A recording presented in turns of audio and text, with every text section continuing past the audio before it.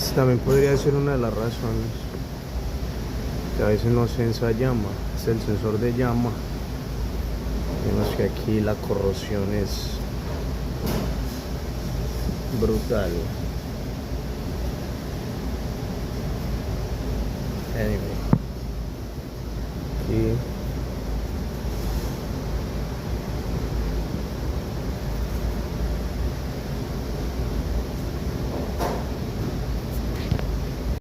tenemos los electrodos. Mire.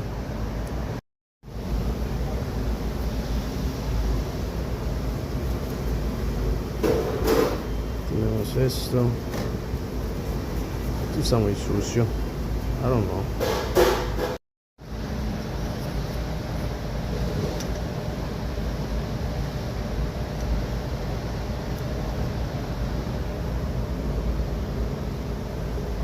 Ya lo tenemos.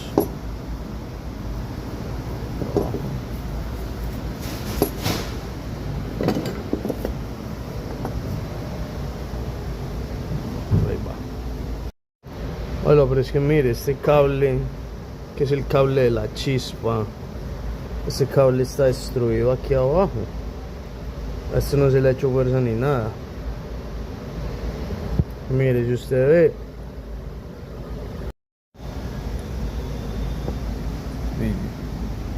esa compuerta está pegada. Ahí están los pedazos del...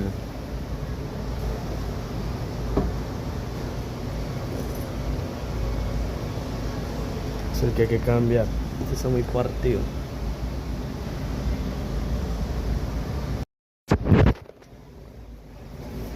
Ya los cables nuevos y la compuerta moviéndose. Eso. Metamos un tornillo para acá o se va a reemplazar el quemador.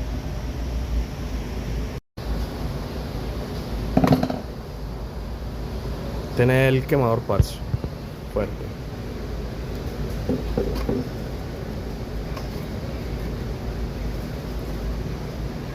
De aquí lo podemos graduar.